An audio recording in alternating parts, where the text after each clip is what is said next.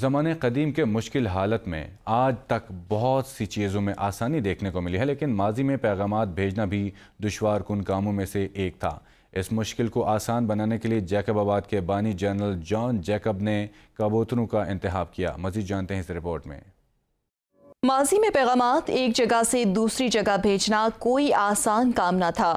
1850 میں جیکب آباد کے بانی جنرل جان جیکب نے پیغامات رسائی کے لیے کبوتروں کا انتخاب کیا اور اپنے گھر کے احاطے میں کچی مٹی سے مینار نما خاص مسکن تعمیر کروا کر اعلیٰ نسل کے کبوتروں سے پیغام رسائی کا کام لینے لگے۔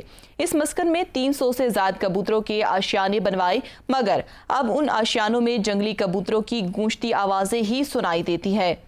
جیکب آباد میں یہ کبوتر گھر تاریخی ہے اور یہ تاریخی معاگ کی حیثیت رکھتا ہے، اور جب انگریز کا دور تھا تو یہ پیغام رسائی کا کام کرتے تھے۔ یہاں سے میسج جاتا تھا اس کو کبوتروں سے، وہ جو پیغام رسائی کا کام لیتے تھے۔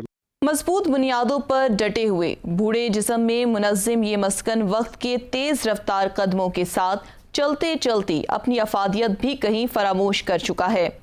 1.5 صدی سے زائد عرصہ قبل بننے والا کبوتروں کا یہ خاص مسکن کبھی جیکب آباد آنے والے سیاحوں کی توجہ کا مرکز ہوا کرتا تھا۔ شہریوں نے سندھ حکومت سے مطالبہ کیا ہے کہ اس مسکن کو محکمہ آثار قدیمہ کو دیکھ بھال کے لیے دیا جائے تاکہ اس تاریخی ورثے کو محفوظ بنایا جا سکے۔